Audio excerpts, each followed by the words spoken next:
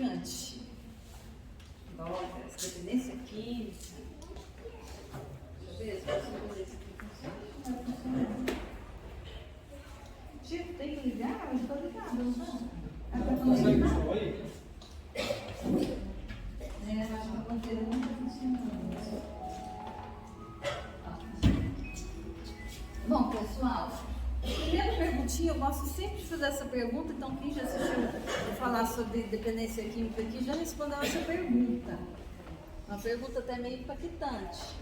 Quem aqui usa droga ou já usou uma vez na vida? Por favor, levanta a mão. Qual tipo de droga? Qualquer droga. Então, levantou aqui umas 10 pessoas no máximo, então eu vou reformular a pergunta. Quem aqui já tomou café? Que a cafeína é droga, né? Quem já comeu chocolate, já tomou vinho, cerveja, já fumou, medicamentos, tudo isso é droga. Então vou reformular, vou fazer de novo a pergunta, hein? Quem aqui usa ou já usou droga alguma vez na vida, por favor, levanta a mão. Tem gente levantando as duas mãos, todos os dedos, né? Por que essa pergunta e por que é importante fazer esse esclarecimento imediatamente? Para esse tema não ser um tema que está longe da nossa vida. Então, a droga são substâncias, que é a droga, né? Então, drogas são substâncias. Quando a gente está falando de droga, a gente vai pensar em substâncias que a gente coloca no corpo. São várias, são inúmeras, definidas conforme a sua legalidade. Por exemplo, tem drogas permitidas por lei, tem drogas proibidas por lei. Tem as drogas também estão classificadas conforme o funcionamento que ela causa no nosso sistema nervoso central. Então tem droga que é estimulante, que deixa a pessoa elétrica, agitada. Quem sabe me dar um exemplo de uma?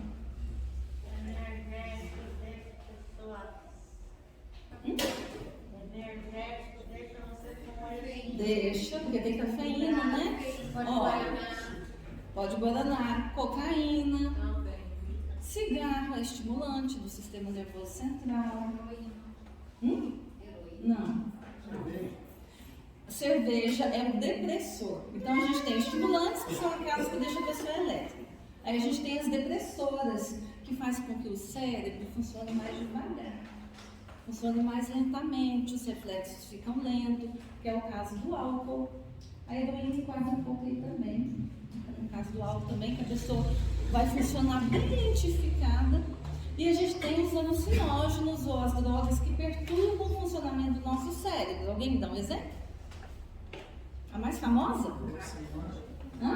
Maconha. Maconha é a mais famosa. Tem várias, né? Tem o LSD, tem êxtase, tem outras. O crack é um derivado da cocaína, é estimulante também. O crack é estimulante, a pessoa fica muito elétrica. Bom, existem várias outras medicações, também os remédios que fazem efeito, né? Então é muito importante, quando a gente pensa em droga, muitas vezes a gente acha, nossa, é aquela pessoa que está lá na rua. Não, gente, a gente usa droga desde que nasce. Deu uma febre, você tacou de pirona no menino para a febre abaixar. Se tivesse criancinha aqui, até a mãozinha dela, provavelmente a gente ia levantar, que ela também já usou. Então, as substâncias, elas estão presentes na humanidade há milênios. Tem pesquisas lá dos homens das cavernas que falam que eles descobrem esse uso dos frutos fermentados. Então, isso é muito antigo. Então, as drogas não é um assunto da pessoa que está morando na rua com problema com uma substância, ela é um assunto de todos nós. Ela interessa a cada um de nós. E por quê? Porque a gente faz uso dela, primeira coisa. Mas então existe diferença desse uso? Existe. Né? Existe, então, tem pessoas que só experimentam uma substância, nunca mais voltam a experimentar. Tem gente que bebe cerveja, eu testei, não quero mais. E assim é com outras substâncias. Tem pessoa que usa em algum evento, numa festa, num churrasco, por exemplo, no caso da cerveja. Tem gente que tenta fazer isso com cigarro, mas é mais difícil porque ela causa dependência muito rápido, né? Tabagismo. Então tem aquele que experimentou, Tem aquele que faz uso. Quando tem oportunidade, quando dá certo, ela usa uma droga. Está doente, tem que usar a substância. Tem aqueles que fazem abuso da substância, que ele ultrapassa esse uso. Ele, por exemplo, o que a Organização Mundial da Saúde diz sobre o álcool? O homem pode beber até 2 unidades de álcool por vez. Uma lata de cerveja tem 1,5 unidade. Então, para um homem, a mulher é menos, viu gente? A mulher é 1 unidade de álcool, não dá nenhuma lata de cerveja, porque a gente tem mais gordura no corpo e a gente tem mais, os hormônios femininos que entram em contato com essa substância e faz mais mal para as mulheres. Mas o que isso quer dizer? Se um homem beber mais que 1,5 lata de cerveja por vez que ele for beber por dia, significa que ele provavelmente poderá ter problemas de saúde relacionados ao uso. Já é considerado abuso. Nossa, então todo mundo que bebe abusa. Praticamente todo mundo que bebe abusa. Eu tinha uma amiga que bebia uma coisinha de chope e ela não bebia mais. Acho que foi a única que eu conheço que bebe sem abusar. Ela só é usuária mesmo. Então pode beber todo dia? Já que a Organização Mundial da Saúde está falando que até 2 unidades de álcool por dia. 2 unidades de álcool por dia, desde que não tenha nenhuma doença crônica. Desde que fique pelo menos 2 dias sem beber. E não, se eu ficar sem beber 5 dias, eu posso somar tudo e beber no sábado? Pode? Não pode. Não, poder pode. Não deveria se você quer cuidar da sua saúde. E, além do abuso, tem as pessoas que, depois desse abuso, tem pessoas que vão desenvolver uma dependência a essa substância. O que faz alguém um ficar dependente e o outro não? Isso é bem complexo, mas a gente pode falar de uma das questões socioculturais, né? Como é que é o uso de álcool no nosso país, entre os jovens, lá na minha família, com os meus amigos, como é que é esse uso? Porque esse uso social e familiar, ele é um facilitador do uso do álcool. Vou falar do álcool, mas serve para qualquer substância, tá? Vou falar do álcool e do tabaco, porque são as que mais matam. Não vou falar mais delas, tá? Não ficar usando mais elas como exemplo. A primeira que mata é o tabaco. A segunda que mata é o álcool. Tabaco 8 milhões, mais ou menos, por ano. E o álcool 3,3 milhões, mais ou menos, por ano. Não vou ficar mais nessas duas, né? Que já estão matando muito. E a gente já vai pensando um pouquinho nisso. Então, o que precisa considerar para a gente entender por que alguém ficou dependente da substância? Questões sociais, culturais, familiares, é importante. Questões emocionais. As condições emocionais que aquela pessoa tem para lidar, por exemplo, você acabou de falar, sofrimento, dificuldade da vida, todo mundo tem. Mas tem pessoas que são mais resilientes, que conseguem lidar de uma maneira mais tranquila, e outras pessoas que têm um sofrimento maior. Então, quando isso é associado a uma droga, pode trazer algum tipo de bem-estar e de benefício, e ele começa a usar repetidamente. Outra questão importante para a gente considerar é a hereditariedade. Já está comprovado cientificamente que existe o gene do alcoolismo, por exemplo. Estou falando do álcool, né? Então, existe uma questão genética que também é importante para a gente entender esse quadro de compulsão. E é claro, nós como espíritas não vamos de forma nenhuma deixar de falar da questão da nossa evolução espiritual, das nossas outras encarnações. Se eu venho durante algumas encarnações batalhando contra a dependência a alguma droga e ainda não consegui superar, provavelmente na minha próxima encarnação eu vou ter a oportunidade de novo continuar batalhando para eu superar a dependência. E muitas vezes a gente faz uma programação, está lá no livro dos Espíritos, isso que eu estou falando. A gente faz uma programação reencarnatória para reencarnar num ambiente onde é propício o uso, para eu ter a chance de lutar contra aquela substância, contra o desejo de usar, para eu lutar com a dependência química. Então isso significa que se na minha família, ou se eu tenho problema, se alguém da minha família tem problema, ele está onde tem que estar mesmo. É isso aí, está tudo certo. Está na família certa, no local certo.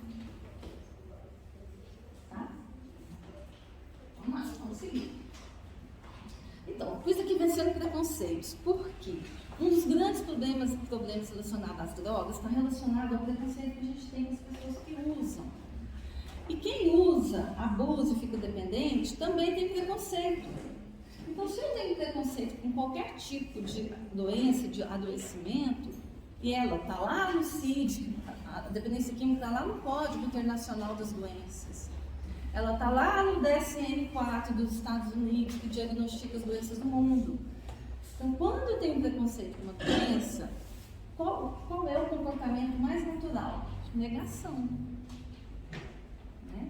Por exemplo, faz um teste, descobre que a pressão está alta. Nossa, não quero nem passar perto, nunca mais eu quero saber que minha pressão está alta, se não está. Estou em negação.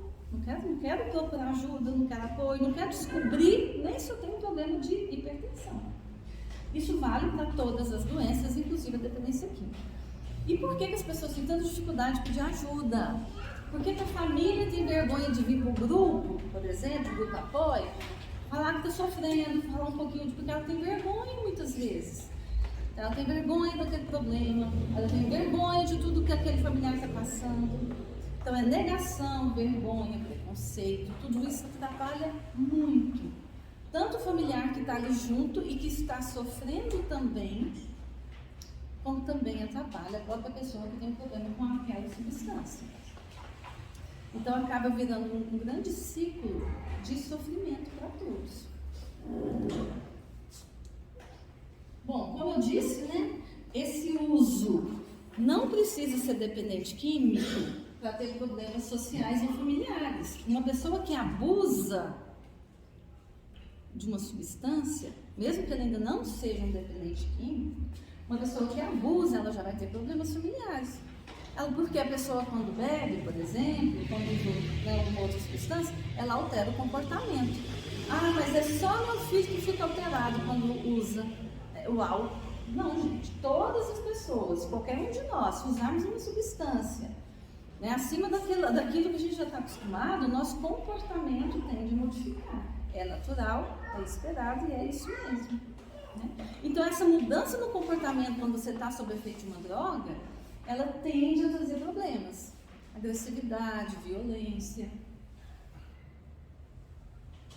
Quando eu trabalhei com a polícia militar, numa época, a gente ia em todos os boletins de ocorrência que tinha aqui na região. Todo boletim de ocorrência que tinha conflito familiar. Um caso era maconha, todos os outros era álcool.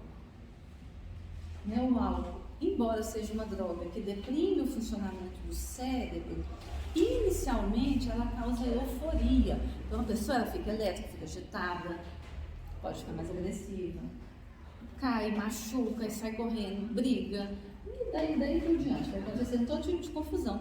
E isso vai abalando, vai desestruturando, vai causando dor e sofrimento em todos os familiares que estão envolvidos. Obviamente que abusar de uma substância, vamos lembrar, homem que usar mais de 2 unidades de álcool por dia já é usuário abusivo. Lembrando que unidade de álcool é a quantidade de álcool puro que tem dentro de uma substância, dentro de uma bebida. A lata de cerveja tem 1,5 unidade. Uma taça de vinho tem 1 unidade. Uma dose de pinga tem 1 unidade. Dose não é o copo lavrado, né? É a dose, já tem 1 unidade de álcool. Então, mais do que 2 por dia para o homem, mais do que 1 para a mulher, você já vai causar danos físicos, porque não existe uso seguro de nenhuma substância. Então, toda vez que você decide que você vai experimentar uma substância, saiba que ela pode causar danos físicos. Mesmo que eu siga a recomendação da Organização Mundial da Saúde, é uma recomendação que visa minimizar o máximo possível os danos. Mas não dá para ter certeza, porque a genética, a biologia de cada ser humano é única. Então, por exemplo, uma pessoa que fuma vai causar danos para o pulmão dela. Uma pessoa que bebe vai causar danos para o fígado. Uma pessoa que come muito vai causar danos para o aparelho digestivo dela. Então o cigarro vai causar dano para o pulmão? Só um exemplo, viu? O cigarro causa dano em todos os órgãos do seu corpo, de cima e baixo, e assim também é o álcool. 2 minutos depois que você bebe, tem álcool até nos fios do seu cabelo. Né? Se uma gestante fumar, o bebê quando nasce tem nicotina até nos cabelinhos dele também, está todo cheio de nicotina. Então a droga ela circula muito rapidamente pelo nosso corpo e ela vai ter uma reação fisiológica desse nosso corpo, obviamente. E é importante sempre lembrar, né, que nós temos um corpo físico aqui desse planeta, nós temos um corpo espiritual, um corpo físico, a gente chama de perispírito, é um corpo muito mais leve, muito mais sutil, mas que ele é como se fosse um carbono. Né? Então, tudo que eu faço com esse corpo é como se fosse um carboninho para esse corpo físico aqui, para esse corpo espiritual. Não estou falando do espírito, né? A gente entende que o espírito é outra coisa ainda. Né? Nós temos um outro corpo físico mais sutil além desse nosso corpo aqui. Então, tudo que a gente faz no nosso corpo aqui, todos os danos e tudo de bom que a gente faz por ele, está refletindo no nosso corpo espiritual. Então, é muito importante a gente ter a consciência da nossa responsabilidade perante o nosso corpo físico, perante as nossas emoções, né? Como é que eu cuido desse corpo, como é que eu cuido da minha saúde mental. Eu sou responsável por isso. Bom, vamos falar um pouquinho das questões de atração. A gente tem aquelas pessoas que a gente ama ficar perto porque a gente tem afinidade. E assim também são os espíritos que já desencarnaram. Ama ficar perto da Aristeu porque tem facilidade. O Aristeu vai lá, bebe. O espírito que também gostava muito de beber, vai ficar perto da Aristeu para beber junto com ele. Porque não consegue mais beber porque não tem esse corpo físico aqui. Ele precisa que alguém beba para esse espírito se aproximar dele e sentir as mesmas emoções, as mesmas vibrações. Eles vibram juntos. Tem um livro maravilhoso do André Luiz que chama Sexo e Destino. E ele narra um episódio, assim, maravilhosamente bem, de um homem que chega em casa do trabalho. Ele só queria descansar. E tinha 2 espíritos esperando por ele. Eram espíritos que tinham, nesse caso específico, tinham planos de vingança. Então, um deles chega perto dele e fica, bebe um pouquinho, bebe um uísque, está cansado, e fica ali tentando convencê-lo, aí ele vai beber. Aí ele quer se deitar e ficar quieto. Aí o outro também quer beber, o outro espírito chega lá e fica no ouvido dele, vamos lá, vai, bebe um pouquinho. Aí ele, quase que arrastado, vai lá e bebe de novo, mais uma dose, um para cada um dos obsessores que estavam com ele. Ah, mas isso vai afetar o corpo físico dele? Obviamente que vai. E as emoções dele? Claramente que sim. Aí como é que eu faço para me livrar desses obsessores? Ou desses espíritos que ainda estão querendo usar a droga, mesmo quando já desencarnou? Preciso melhorar o meu padrão vibratório. Preciso observar o que eu estou pensando, o que eu estou querendo, o que eu estou desejando.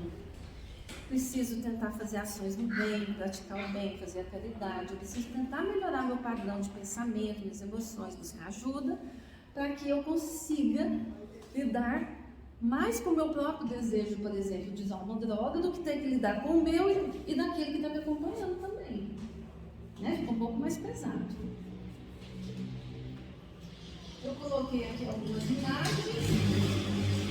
Isso aqui é muito importante, né, gente? Hoje eu falei, a pessoa que tem problema com qualquer... A gente está falando de droga, mas é qualquer coisa, né? Está na família onde tem que estar. Então está tudo certo. Ah, mas não estou dando conta, a gente está sofrendo demais. Busca auxílio, busca ajuda. Nós vivemos em comunidade, a gente estabelece parcerias, apoio mútuo. E a gente pode usufruir disso, da gente se auxiliar mutuamente, né? Então a família, a instituição da família começa antes da reencarnação. Olha o que a Joana de Ângeles fala.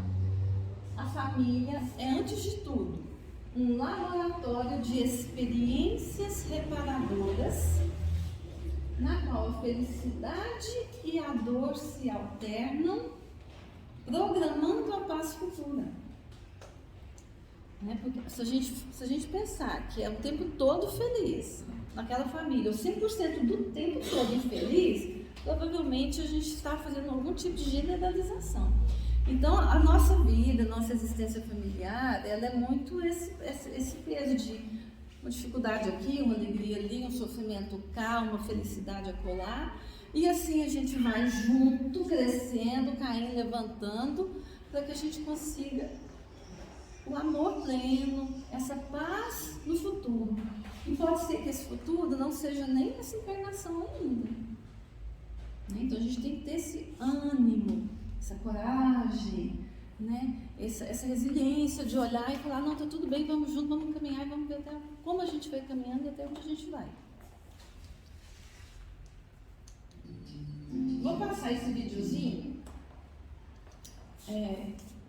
Ele basicamente é só uma imagem, mas ele é bem curtinho. Prestem bastante atenção nessa relação familiar com um jovem que vai virar um usuário de drogas. O jovem usuário de drogas pode ser qualquer outro problema também, viu? Dá pra gente fazer uma correlação. Deixa eu voltar.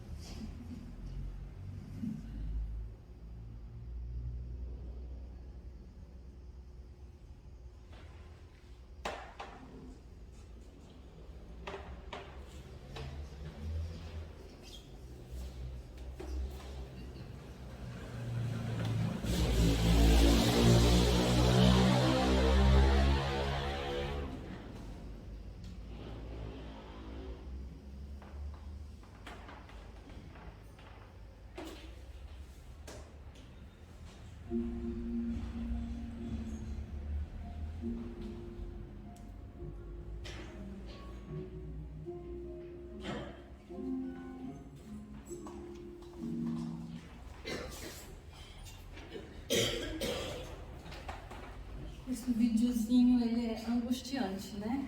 Eu fico puxada quando eu assisto, de observar não só o sofrimento da pessoa que usa a substância, mas o foco aqui era mostrar muito da família. O espaço, vocês vão vendo que a bolha vai crescendo, né? O espaço que aquele sofrimento vai ocupando nas famílias, né? E do mesmo jeito que ele estava dentro de uma bolha, embora ele esteja do lado de dentro, a família está na bolha também, só que do lado de fora. E totalmente dependendo das ações dele. Se ele deita e fica quieto, eles podem deitar e ficar quietos. Se ele caminha dentro da bolha, eles são obrigados a caminhar, se eles vão cair também. Então, quem determina todo o funcionamento familiar, muitas vezes é o usuário de droga. Ele que determina como é que funciona, o que vai ser, o que não é, o que pode, o que não pode. E a família vai vivendo somente no entorno deste problema e vai ficando gravemente enferma, emocionalmente, no início. Mas a gente sabe já, né, a ciência já estuda, já comprova e fala das doenças psicossomáticas, que são doenças provocadas pelo desequilíbrio das emoções e que vão refletir diretamente no seu corpo biológico também. Isso nos diz que o sofrimento de um usuário dependente de droga, ele é tão grande, tão intenso quanto o da família. Com uma grande diferença, o usuário tem o prazer da substância, que é inegável que tem prazer, porque senão ninguém usava. E o familiar não tem isso. Ele vive só na dor, só no sofrimento no entorno daquela vida daquele ente querido. Né? Então, eu quero falar um pouquinho então, da codependência. Ela se aplica para familiares que têm dependentes químicos, mas ela se aplica para outras relações também. Relações de codependência afetiva, de esposa com esposo, de filho com pai e mãe e vice-versa. Né? Ela se aplica para outros universos também. Você ficar dependente emocionalmente daquela pessoa, tentando controlar o que aquela pessoa vai fazer. Agora pensa, me responde uma coisa, você consegue controlar tudo que acontece no seu dia de hoje? Não. Imagina controlar o de outro ser humano, que tem livre-arbítrio. Então, é uma empreitada destinada ao fracasso. Tentar controlar a vida de outro ser humano. Não consegue, né? Não consegue. E é libertador quando você descobre que você não determina, não define, não manda naquele ser humano. Que ele é... Geral, a gente está falando de uma pessoa adulta, né? Não estou falando de criança nem de adolescente. Mas que aquele ser humano adulto tem livre-arbítrio, tem conhecimento. Você está ali disponível para ajudá-lo, mas a decisão tem que ser dele. Você fica assistindo de mãos atadas. De mãos atadas. Isso mesmo. Quero falar do mecanismo de negação, que eu falei um pouquinho no início, né? Desse mecanismo de negação que a gente vivencia, de não, isso é uma fase, não, isso logo passa, não, é porque separou, é porque perdeu o emprego, e a gente começa a justificar aquele uso que está muito pesado e que já está trazendo dor, no processo de negar o problema, porque ninguém quer ter esse tipo de problema, né? Porque a gente considera que as pessoas que têm problema com drogas são pessoas ruins, são pessoas que não prestam, são vagabundos e que não merecem a piedade de ninguém. Então, como que eu vou pensar isso com meu filho? Não, meu filho não. Meu filho é porque está com problema, né? Então, por isso que é um processo de negação, porque tem um preconceito muito forte por trás do nosso olhar para quem usa droga. Então, meu filho não cabe nesse quesito, meu filho é trabalhador, meu filho é bom de coração, então ele não é usuário de droga, então ele não é dependente químico, não. Sendo que uma coisa não tem nada a ver com a outra. Uma pessoa que não faz uso nenhum de droga pode ser um espírito que está bem atrasado no processo evolutivo. E uma pessoa que usa substância pode sim ter um coração maravilhoso, ser uma pessoa bondosa, ser honesto. A desonestidade não é uma característica de quem usa droga, né? Mas o preconceito fez com que a gente olhasse para o dependente químico com essa capa endemonizada mesmo, assim, de tudo que é ruim. E quando isso acontece muito perto da gente se vê obrigada a ter que rever esses valores e essas crenças. Será que é isso mesmo? Será que todo mundo que tem problema com droga é uma pessoa que Não vale a pena? É um ser humano que já era, que está perdido para Deus e para minha família? A ilusão do controle, né?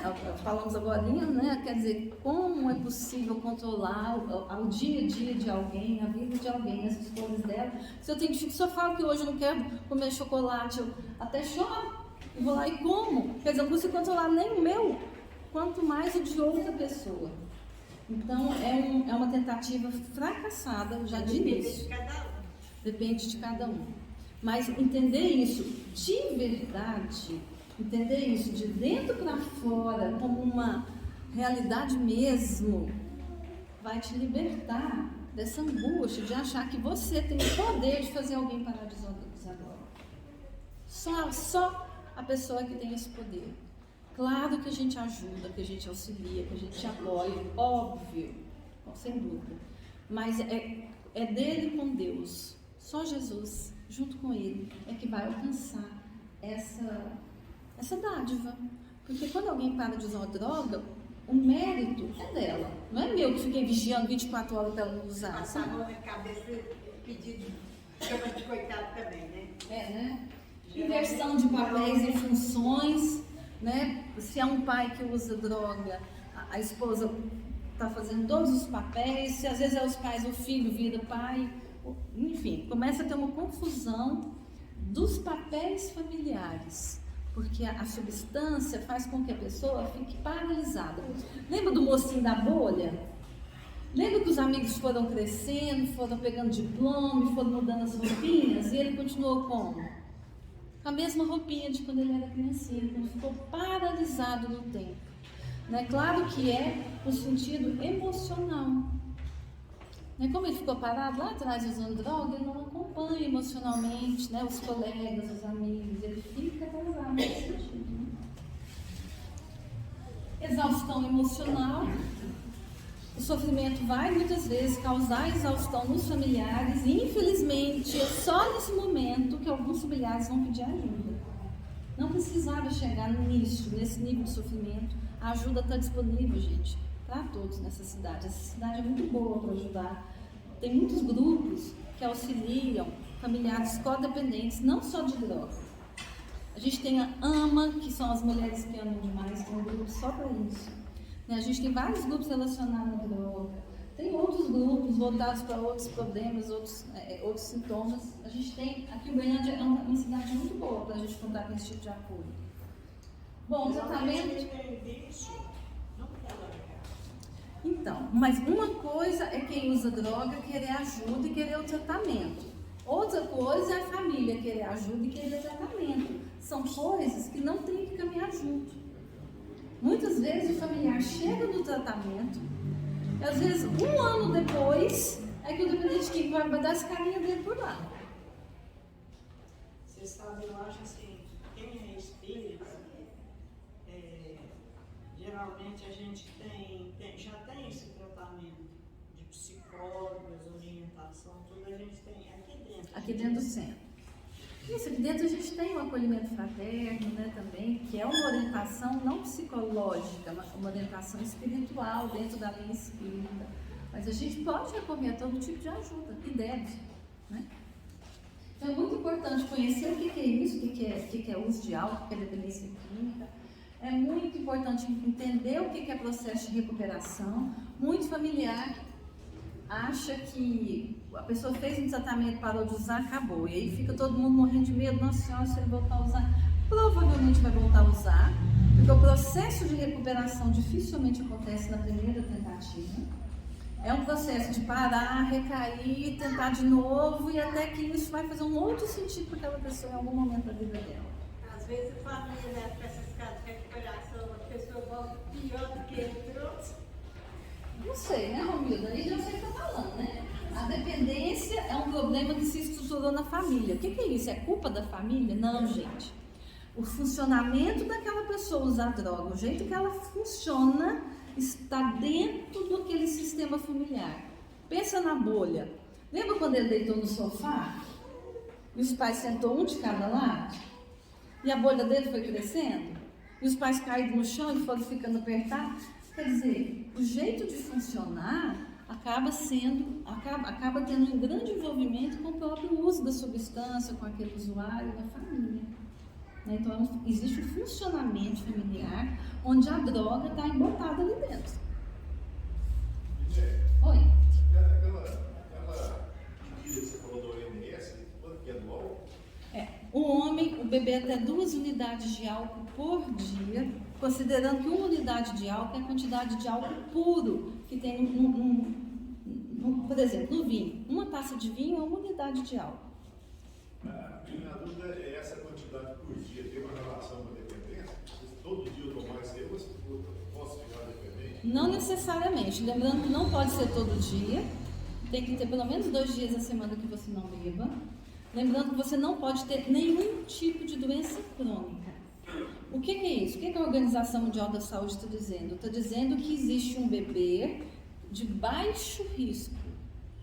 Não existe bebê sem risco. O risco é um pouco mais baixo. Né? Não pode ficar sem beber a semana inteira, só mais beber no fim de semana. Também não pode beber de uma vez. Né? Porque você sobrecarrega o seu organismo para ele se livrar daquela quantidade de álcool. O fígado vai demorar 1 hora para se livrar dessa 1 unidade de álcool. Então, se você beber a noite inteira, seu fígado vai trabalhar dias, provavelmente, até ele conseguir se livrar de tudo. Né? Isso para falar do fígado e fora todos os outros órgãos que entram nesse processo de intoxicação. Então, não existe beber seguro, existe um beber que é de baixo risco. E o autocuidado, isso é uma coisa muito importante, que a família precisa se cuidar também, a família precisa se amar também. A família precisa entender que ela precisa aprender a se cuidar, se amar, buscar ajuda, buscar tratamento, até para ter esse familiar, tem um espelho de alguém que fala, nossa, minha mãe tá bem, nossa, meu pai tá diferente. A gente tinha uma pessoa que vinha no grupo avó e ela falava assim, eu tenho uma raiva de vocês. Porque quem usa droga é o meu familiar. E eu vim aqui e eu é que tenho que mudar. E eu não estou entendendo isso não, né? E aí ela ficava muito irritada, mas ela foi gradativamente fazendo algumas modificações no relacionamento dela com esse familiar que usava droga. Sem querer vigiar, sem querer manipular, sem querer controlar, ela foi entendendo que tinha que esperar o momento. E essa mudança dela na relação com essa pessoa fez com que a relação familiar também tivesse uma mudança. Ah, mas a pessoa ainda estava usando droga? Ainda estava usando droga. Hoje não está. Deve ter se passado uns mais de 10 anos. Hoje não está. Então é muito importante, familiar, buscar o autocuidado, lembrando que nós somos responsáveis, né? Por cuidar da nossa saúde mental, da nossa saúde física. E aí eu tô lá, toda destruída, porque tem familiar que chega, gente, muito mal, muito doente, cheio de problemas de saúde, arrastando de tanto sofrimento, querendo que o familiar dele muda. E ele não muda, mas ele quer que o outro mude. E mudar é difícil, não é fácil, né? Então comece a mudança por você mesmo, sempre. Bom, tudo dependente, né, da pessoa que usa droga, acaba com o tempo, né, família é muito importante. Eu vou acelerar aqui os slides, eu quero falar, eu já falei que aqui em Uberlândia tem muitos grupos, aqui no nosso centro espírita tem um grupo espírita, com base espírita, também com base científica associada, mas é um grupo espírita que acolhe pessoas que estão em sofrimento, não só com relação à dependência química, mas qualquer outro tipo de dor, toda quinta às 19 horas. Mas nós temos vários grupos aqui na cidade, se vocês depois quiserem procurar o grupo apoio, até para a gente indicar outros, se vocês não quiserem ficar por aqui. A gente busca saber onde é que tem, que dia que funciona, para que a gente receba esse apoio. Além disso, a pessoa pode fazer psicoterapia também, pode passar por uma escuta fraterna, fazer terapia de casal, terapia familiar, grupos de codependência. Eu vou passar isso aqui é importante. O culto doméstico, o culto no lar é um ótimo começo para qualquer mudança, porque você protege o seu lar dos nossos irmãos que ainda estão em condições perturbadas espirituais. Então, pelo menos enquanto você estiver dentro de casa, que aquele familiar estiver dentro de casa, aquele lar pode estar mais protegido. Então, fazer o culto certinho. Ah, mas eu não quero participar do culto. Não tem problema, faça você. Ah, mas vai fazer sozinha? Faça sozinha, não tem problema. A gente pode orientar vocês como fazer. Muito importante levar a palavra de Jesus, a palavra de Deus. Aí a gente tem Bíblia, tem o Evangelho, tem o Livro dos Espíritos. A gente organiza um estudozinho para você fazer o seu culto no lar, uma vez por semana, de horário marcado, para que você vá trazendo essa luz que é Jesus para dentro da sua casa. Busque e acharás é uma passagem que o Chico psicografou do Emmanuel, que diz o seguinte: se está sob a pressão de algum problema, desespero ou desânimo não oferecem amparo algum. Não desespere, não desanime. Para tudo tem um jeito, para tudo tem solução. Que seja tentar conviver melhor com o problema. É uma solução. Né? Então não desespere. Se sofre conflitos domésticos, guarde certeza de que você é a pessoa indicada pela divina providência para o sustento da paz em casa. Então, está tudo certo. Todo mundo que está ali naquela família tinha que estar junto mesmo. E se você está aqui no centro, se você está aqui para estudar, para se orientar, para se esclarecer, provavelmente você vai ser esse ponto de luz e de paz lá na sua casa. Ah, mas tem dia que um dia eu explodi, briguei, xinguei. Não tem problema, a gente recai nos comportamentos também. Aí a gente retoma de novo, começa de novo, retoma, continua. Volta a tentar tudo de novo, é assim mesmo. Se algum parente lhe cria dificuldades através de conduta indesejável, desde que não se trate de criança irresponsável, né? Porque criança, adolescente é diferente, né? Entregue-o ao caminho da própria escolha, consciente de que ninguém pisará o mundo com os nossos pés. Então não tem jeito de escolher pelo outro. A partir de quando é qual idade que a criança começa a responder pelos próprios atos na espiritualidade? Tem alguma coisa a falar sobre isso? Eu já escutei vários, mas não, na espiritualidade eu nunca li nada a respeito disso. A partir de que idade ele é responsável pelos atos dele? Eu que escutei falar isso. A gente tem essa questão legal, legalmente com 18 anos, né? É a primeira infância, que até os 7 anos, ela já vem, né, com a programação encarnatória. Sim. Mas que até os 7 anos, os pais têm por obrigação inserir todos os seus conteúdos. Dos 7 até os 14? Aí eu não sei. Que aí se você começa a polir aquilo que você implantou e que ele vem já enraizado no... E que começa a aparecer um pouco mais nos comportamentos. Aí eu escutei, não sei se é verdade, que a partir dos 18 anos ele começa, assim, ao livre-arbítrio dele quem comanda com ele mesmo, sabe? Que aí os pais, assim, não é que é cobrado, porque sempre tem que apoiar, ajudar, oferecer ajuda. Mas aí ele já é responsável espiritualmente pelo seu livre-arbítrio, sabe? Aí eu não sei se é verdade. Então, o livro de Espíritos, para tudo que a gente faz de pergunta lá, eles sempre trazem muita questão da intenção. Né? Então, se já há uma intenção clara, talvez vai ser até depois dos 18, talvez para alguns vai ser até antes, né? Eu nunca vi nada com uma data assim específica.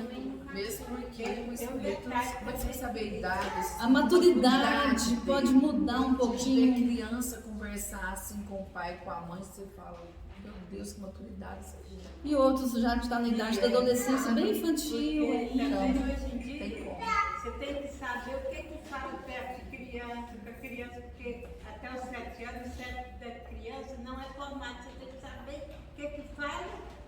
Mesmo que não fala, né?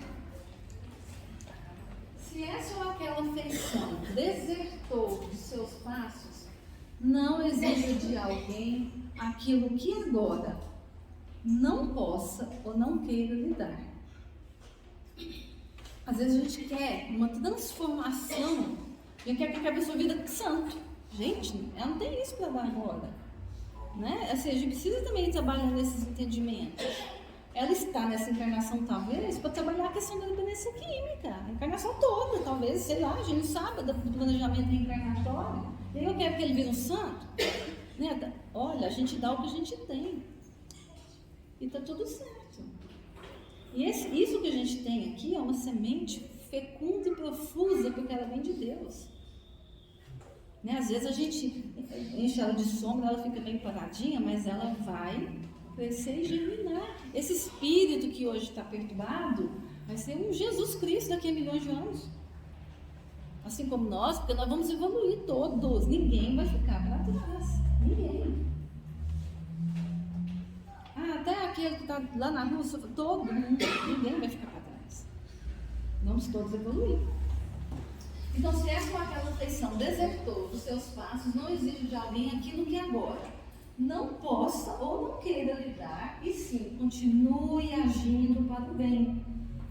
Porque, desse modo, outras criaturas lhe surgirão na estrada, valorizando-lhe a presença e abençoando-lhe o coração. Então, ao invés de se entregar ao desespero daquela pessoa que não quer estar com você, que não quer sua ajuda, que não quer seu apoio, una-se ao grupo espírita. Então, acabaste de receber um convite para fazer um trabalho que é valioso, que é ajudar no atendimento médico gratuito para as pessoas, né? Então, ocupe-se no bem, vá fazer o bem para quem está disposto a receber nesse momento. Porque na hora que aquele espírito tiver condições, ele também vai se abrir para receber o bem de você. Sem forçação de barra, né? Peça a Deus coragem para suportar os problemas, evitando queixas e lutas que fariam de você um problema difícil para os outros. Porque se você não se cuida, assim como seu familiar traz dificuldades para a sua vida e para a vida de outras pessoas, se você não se cuidar, você vai ser um problema das outras pessoas também. E trabalhando e servindo em silêncio, com paciência, com bondade, você observará que Deus transformará os outros em canal de socorro espontâneo em seu favor. E encontrará você a necessária e melhor solução. Porque a gente aprende uns com os outros. A gente recebe ajuda, recebe apoio, recebe orientação. A gente também oferece isso. A gente também oferece ajuda, apoio, orientação. E o bem, todo o bem que a gente faz, ele multiplica. Ele sai de uma fonte que já nos ilumina o nosso corpo e nossa mente, o nosso espírito. Ele vai ter uma lei de retorno. Isso é muito importante para o nosso equilíbrio emocional, quando a gente vive situação difícil em família. Então, e aprender a amar uma pessoa que é difícil, que é complicada, é um grande desafio para uma encarnação.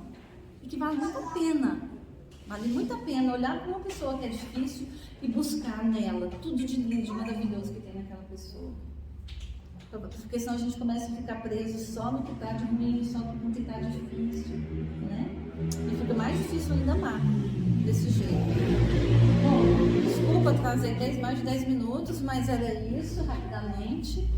O grupo apoio está disponível para quem quiser, para quem precisar. E vamos fazer a prece para a gente começar o passo, né? Vou pedir para vocês fecharem os olhos, para quem estiver confortável. Senta retinho aí na sua cadeira. Puxa o ar, respira profundo, deixa o ar circular no seu corpo. Dá uma balançadinha assim nas mãos, ó. Sabe, os animais quando estão meio estressados, eles fazem assim. Isso, deixa, relaxa. Porque a gente agora vai ser um canal aberto para os trabalhadores de Jesus nos inspirar, nos incluir. A gente quer agradecer a Deus, a Jesus, a oportunidade de tudo que a gente tem nessa nossa encarnação. Oportunidade de estarmos com as pessoas que estão na nossa família, no nosso trabalho, no nosso grupo de amigos. Agradecer a Jesus pelo nosso corpo físico, pelas nossas dificuldades, que é instrumento de crescimento. Pedir para Jesus proteger cada um de nós, proteger os nossos familiares, nossos entes queridos, nossos amigos. Que Jesus proteja esse lar maravilhoso que recebe e acolhe a todos com o coração sempre aberto. É assim, com muita alegria, com muita esperança e com muita motivação da luta cotidiana, que nós vamos fazer a prece que o nosso querido Jesus nos ensinou. Pai nosso que estais nos céus, santificado seja o teu nome. Venha a nós o teu reino, seja feita a tua vontade, assim na terra como nos céus. O pão da mente e do corpo dai-nos hoje. Perdoa, Pai, as nossas ofensas. Ensina-nos a perdoar quem tem nos ofendido e não nos deixe cair em erro e em tentação. E livra-nos da prática de todo mal. porque teu é o reino, o poder e a glória para todo sempre, e que assim seja. Podem permanecer sentados, que vocês vão ser chamados para o passe.